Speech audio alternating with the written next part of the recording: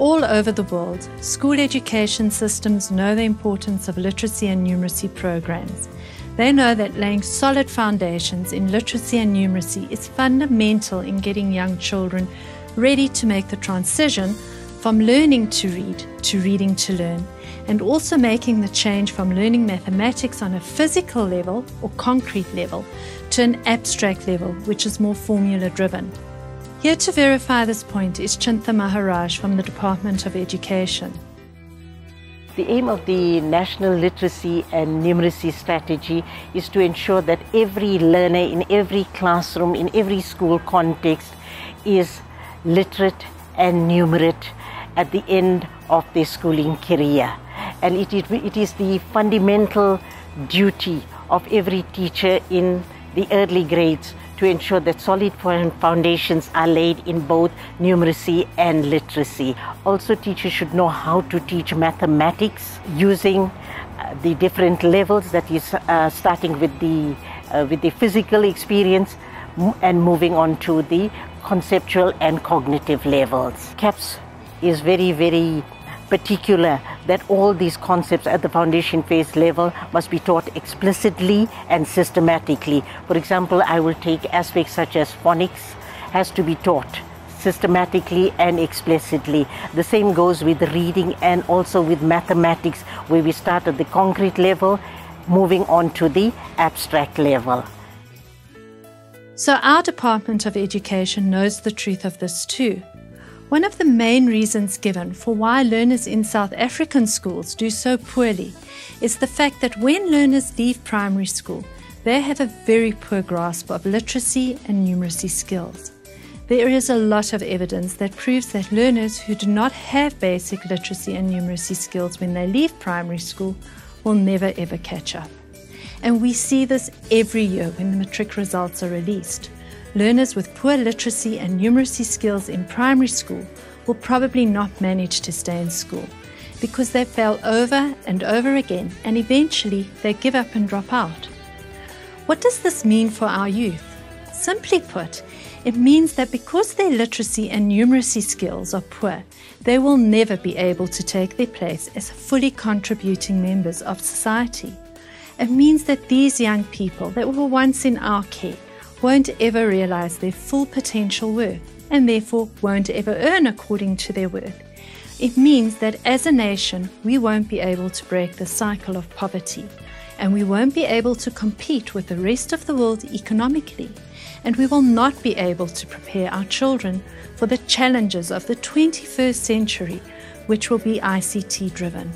And what does this mean for us as teachers? It means we have a huge responsibility, probably greater than we realize. It means that the future of a nation rests on our shoulders. It means that if we don't get it right now, in the foundation phase, our youth won't get it right in life. Rajani Mudli, a grade 3 teacher from Orient Heights, embodies the spirit we as teachers should teach by. My message from me as a teacher to all the teachers out there, whether in South Africa or throughout the world, really value yourself. Be grateful that you have a job that not involves just teaching ABC, but real life skills that will change the life of the learners in our country. There is no miracle out there except hard work. Hard work, passion, compassion are the attributes that will ensure that you achieve success on a day-to-day basis. And like the great Mahatma Gandhi said, be the change that you want to see in the world and work really, really hard. In this DVD, we look at how we can get numeracy right in our classrooms so that we can give our learners the best possible chance to succeed. And we see that we can teach well, whether we teach in a city school or out in a deep rural farm school. So let's get started and let's get teaching and learning right.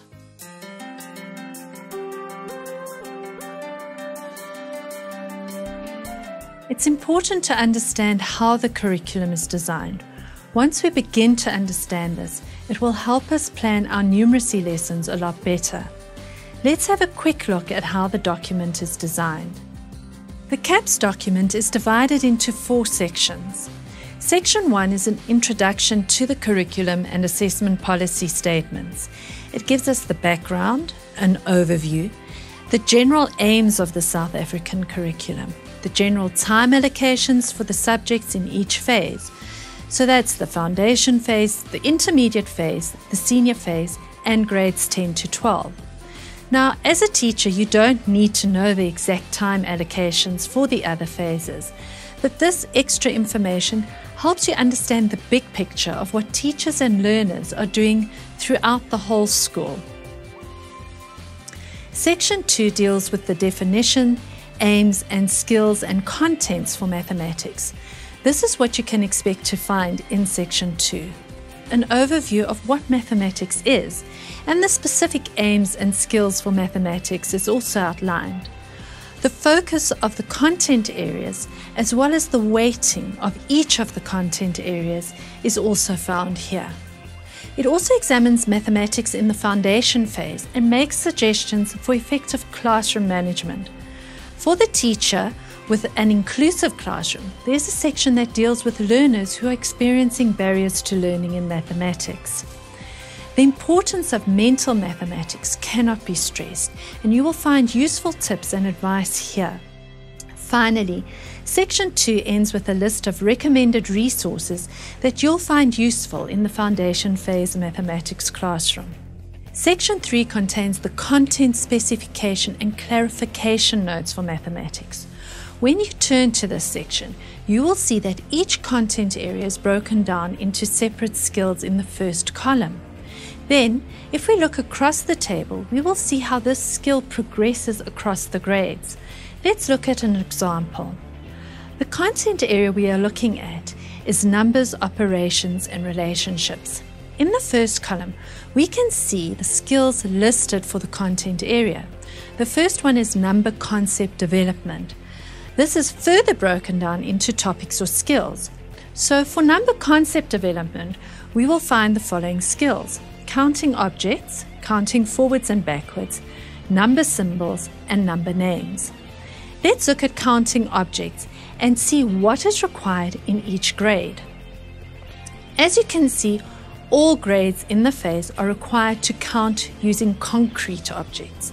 But if you are teaching grade R's, your focus will be, according to the document, estimate and count everyday objects to at least 10.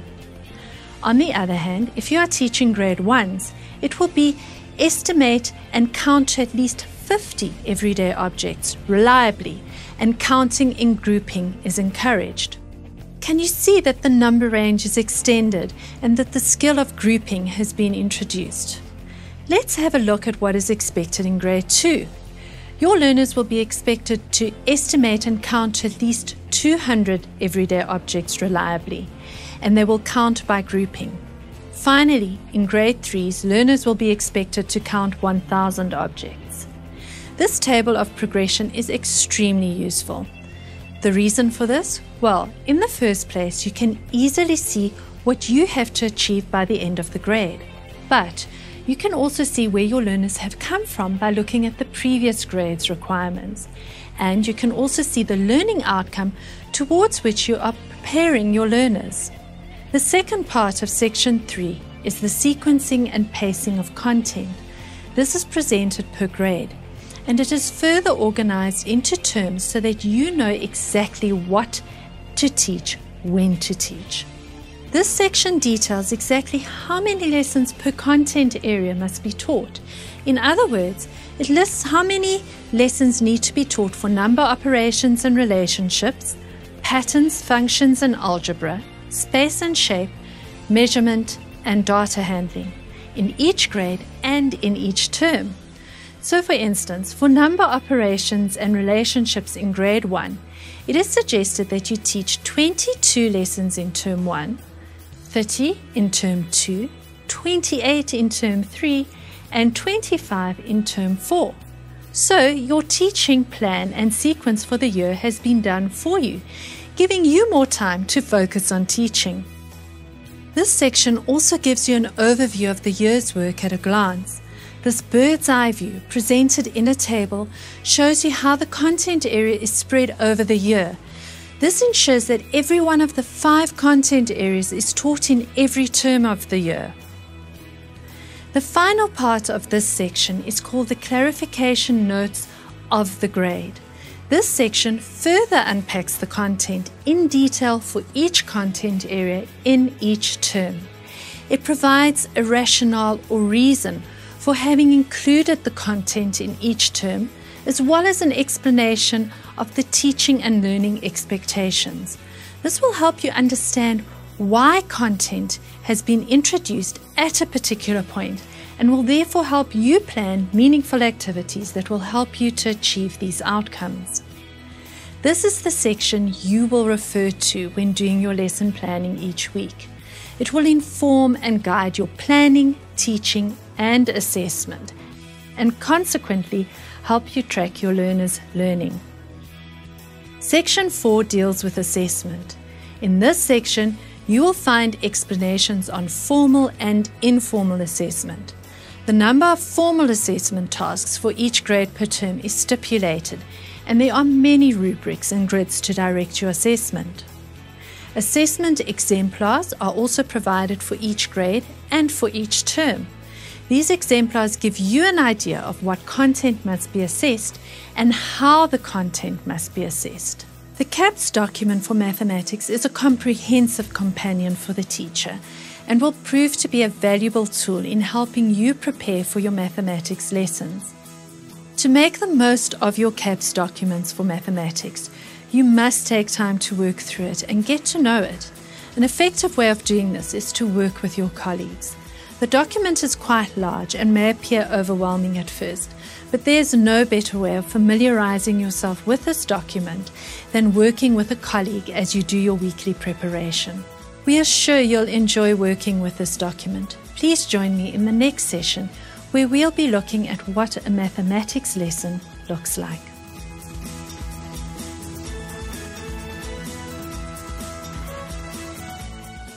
In this section, we will look at key aspects that should be covered in a mathematics lesson.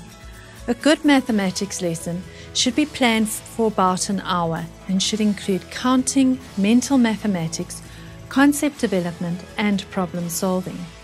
With careful planning, this is achievable. Let's see how it's done.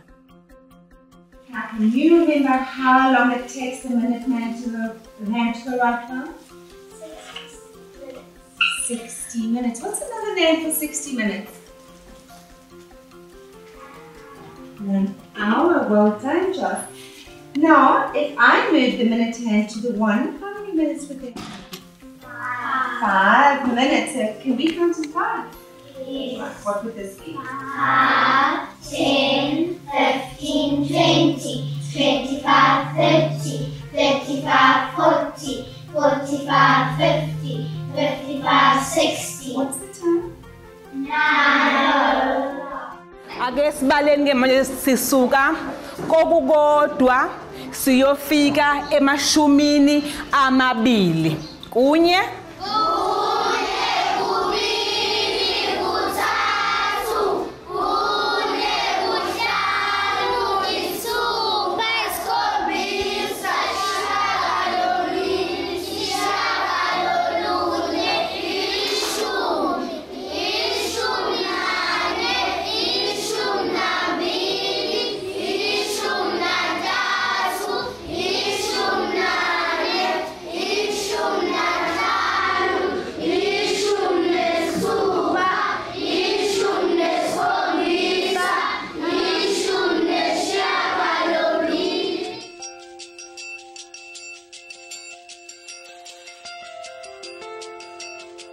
The mathematics lesson should begin with a whole class activity. Many teachers like to have learners seated on the carpet for this activity, but others will have learners working at their desks. Your classroom conditions, like classroom size and whether you have a carpet or not, and your teaching style will determine where you do your whole class activity. The focus of the whole class activity is on mental mathematics and the consolidation of concepts. The teacher will also use this time to complete the calendar and weather board. The focus of the whole class activity is on mental mathematics, counting, and the consolidation of concepts. The teacher will also use this time to complete any calendar work as well as the weather board. Can you see any other public holidays on this calendar? Yes. But give me the date of the second public holiday. The date of the second public holiday. Yes, Ketelo? 27. The second public holiday after this one. Me, ma'am. Don't say me, ma'am, me, ma'am. Yes, Leandra? 29. Where's 29? That's a Sunday. All these are Sundays. Yes, Asanda? 9 April 2012. Good. When I asked her the date, she gave me 9th April 2012. She just didn't say 9. Because that's not a date. Good girl. Whole class activity time is also used to give learners detailed instructions for the independent and group work activities that they will complete while you work with small groups. The teacher should take time to read through the instructions and even demonstrate 1 or 2 examples of how to do each activity. This will ensure that learners completely understand what they have to do and they will not interrupt the teacher while she is busy with the small groups. The whole class activity should take not more than 20 minutes from start to finish. If you're a square, your worksheet looks like this. Yours is not so big, Miss Langwa's is big so you can see it. Okay? Down the side, squares. Thanks, Mala. Pass me scissors this way, see? Down the side, you've got numbers. What numbers can you see? Read them for me. 1, 4, 5, 3, 2, 0. Okay? Do they have the right words next to the numbers? No. What does this word say? 0. And does that number say 0? No. How many pictures are here at the top? 2. So are they in the right order? No. So if you're a square, put up your hand and tell me what you think you have to do. Ken, what do you have to do? You have to put all of them in order. You're going to use your scissors. You're going to cut the number 1 on the line. Cut, cut, cut. Okay, there's my number 1. Stick them next to your margin. And what do you think you have to do on the line underneath the number 1? Write the number symbol. That's to practice your writing. In case you still need convincing, let's hear what our maths expert, Janet van Heerden, has to say about the importance of the whole class activity. A maths lesson needs to have different components, and according to the CAPS documents, we have the 2 components. One is whole class activities and the other is small group activities. A whole class is where we would do counting and we would do number sense development. We would play games. We should start with them because they set the tone for the lesson. They help the children to focus on numbers because that's what we are now engaged with. The really best whole class activities are those where all the children are engaged in thinking all the time. If we're doing whole class activity, it's like driving your motor car and putting your headlights on bright. If I put them on bright, I can see where I'm going. I might not be there yet, but it makes me feel very safe where I am now.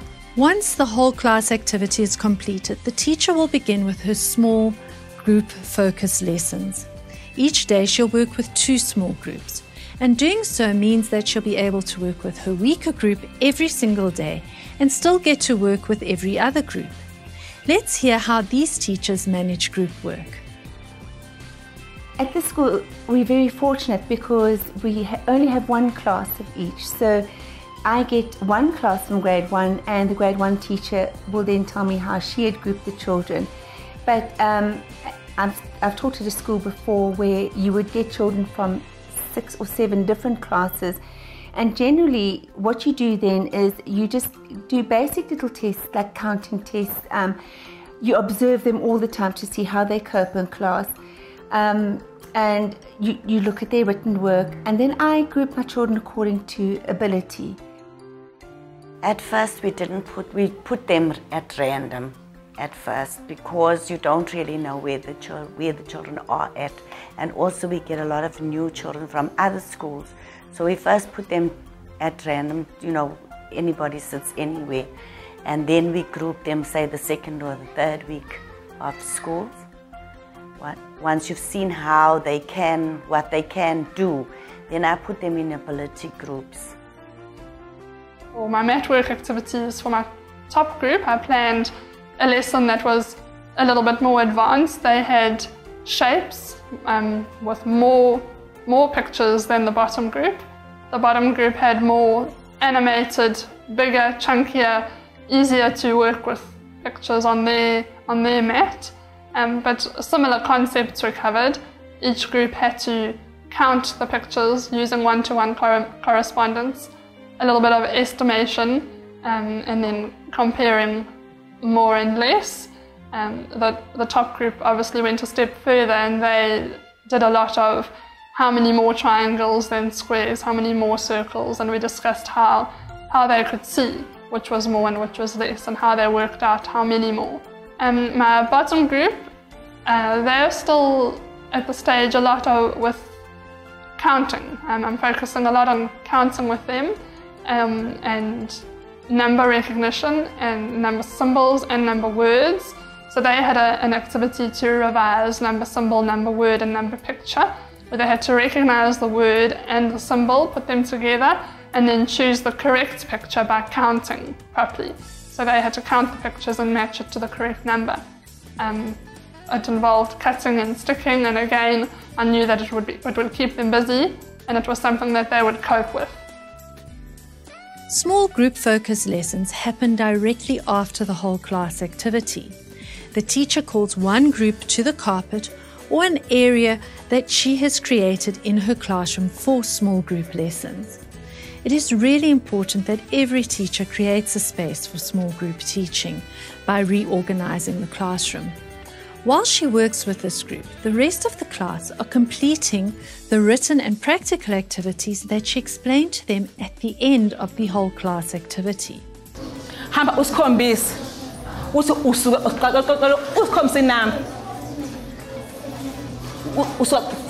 Ya usuka 27 uyehla kayishumi kulingana nobani.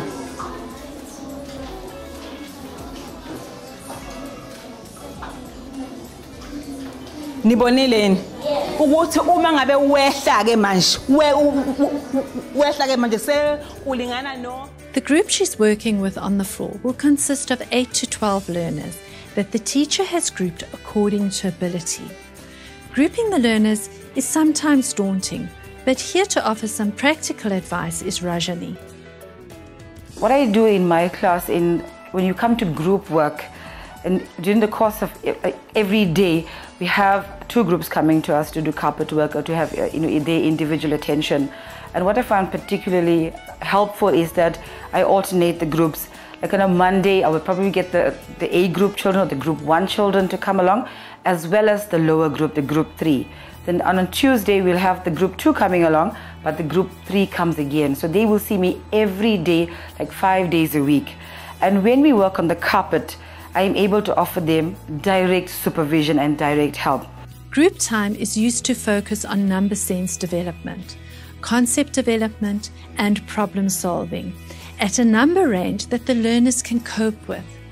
The teacher must make sure that the work presented to learners is at their ability level, but she also needs to make sure that she challenges even her weakest group. Let's get Janet van Heerden's opinion on small group focus time. The small group activities is where we would differentiate between our ability groups. We will not generally use mixed ability groups. We will work with the ability groups at the child's level. And small groups allows us to concentrate on the learners who are in that group at that level. It helps us with our planning because we can plan for those children at that level. So my planning is not going to be 6 weeks in advance.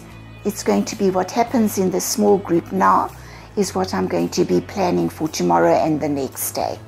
We do problem solving in the small group because that's where the children feel safe and secure. They can talk to each other and and the teacher is able to engage with the children on a one-to-one basis, which you are not able to do when it is a whole class activity. I also would not teach the same lesson to all my small groups, because if I do that, it's the same as doing a whole class lesson. So the groups themselves have different work. I may be doing the same concept, but at a different level with the different groups. Here are some tips on effective group work. Plan well, be prepared, keep sessions interactive, and vary the activities. Use manipulatives like counters, abaci, number blocks, number cards, flashcards, which will help learners with problem solving. Get learners to explain their thinking by verbalizing. That is, the learner must be able to do and say what he/she did to get to a particular answer. How did you get 70, Jenna? I put 17 and then I counted. What did you do? I knew that there's 7 days in a week, and then we tens and tens, so it could be 70, so just rotate it. Nadia? I counted in sevens. I counted in 10, 20, 30, 40, 50, 60, 70. Jane picked 15 apples. She shared them equally among her 3 friends. How many apples did she give each friend? Now you are not going to give me the answer now. You're going to draw the answer for me and you're going to write the sum, okay? So if there are 3 friends and there are 15 apples, how many apples did you give each one? You gave each one 5. How many apples did you give each one? Are you sure? How many did you give each one? How many did you give each one? You gave each one 5. How many did you give each one? You gave each one 5. Okay.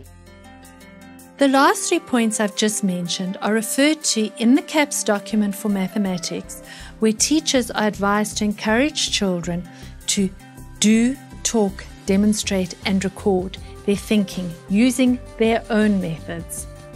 Some teachers like to have learners represent their problem-solving methods on whiteboards, but others provide learners with a dedicated blank book.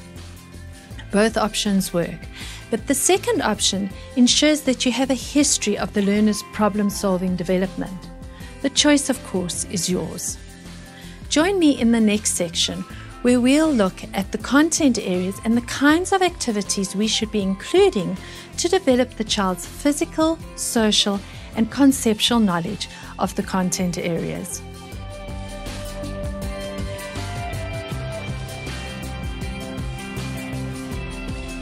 Today's child needs to learn a different mathematics to what their parents learned, and they need to learn it in a different way. The key to creating numerate children is to get them to think mathematically. This means that the mathematics we present to them at school must be meaningful, interesting, and worthwhile. Janet van Heerden tells us why the focus of mathematics has had to change.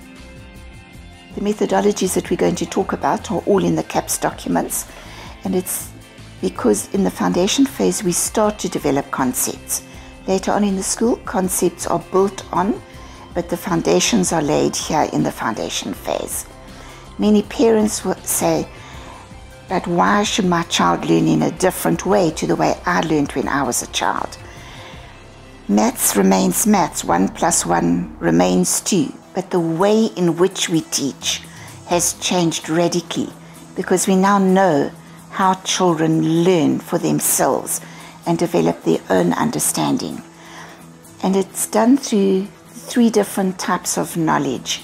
There's physical knowledge, social knowledge, and conceptual knowledge. So, how do we help learners become mathematical thinkers? To do this, teachers need to develop 3 kinds of knowledge: physical, social, and conceptual.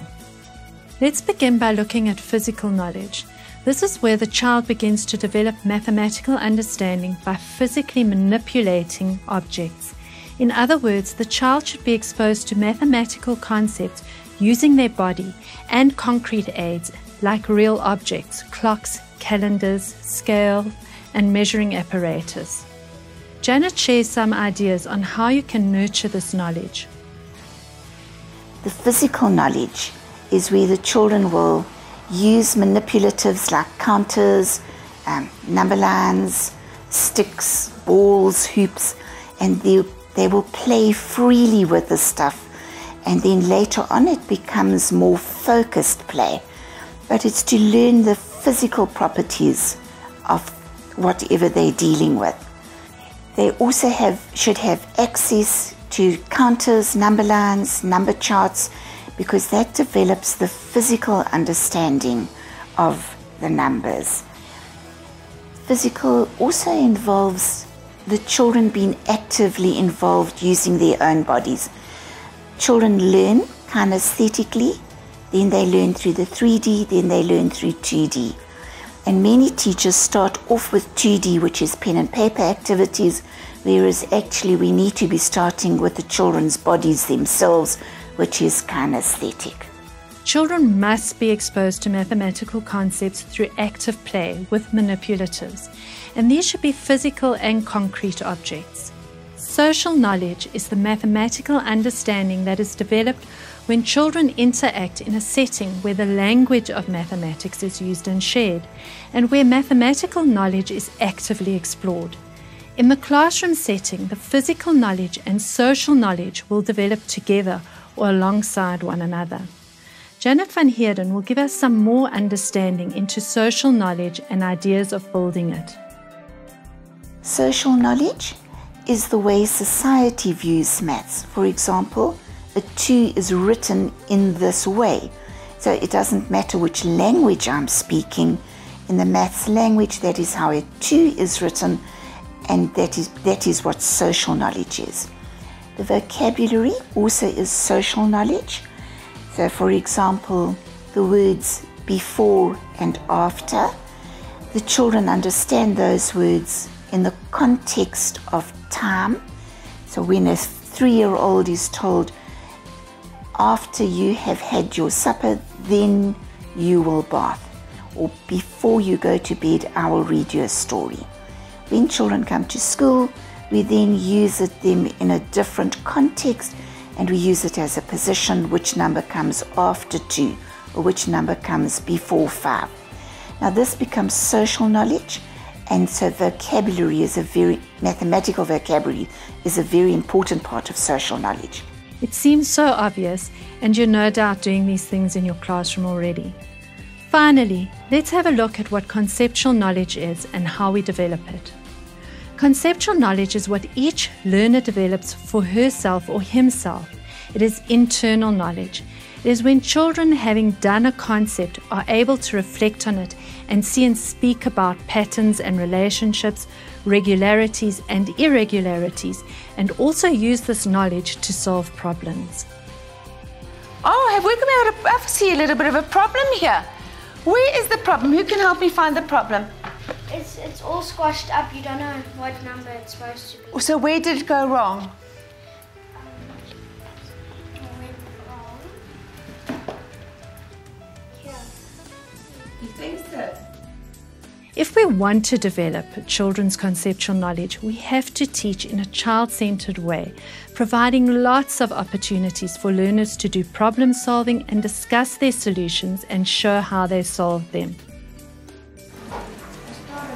Miss Langwell went outside the classroom, and outside the classroom she found 6 shoes lying on the corridor. She found 6 shoes. I want you to tell me how many children took their shoes off. It's a secret. What did you say? How many children took their shoes off? 3. 3.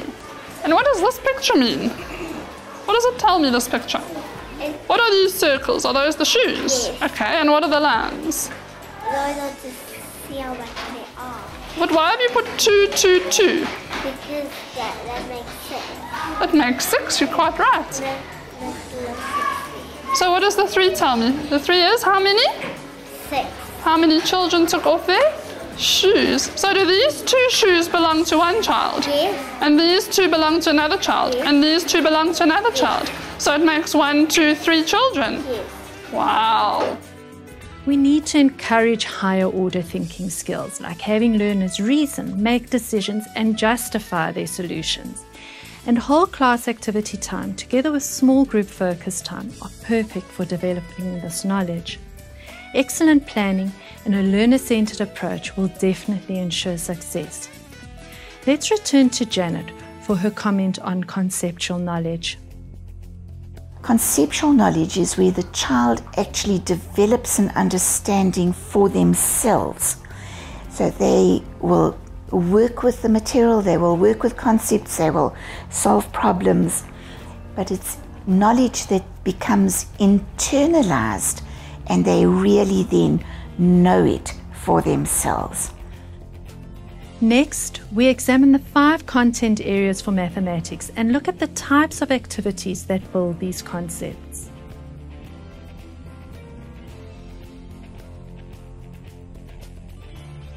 There are 5 content areas for mathematics.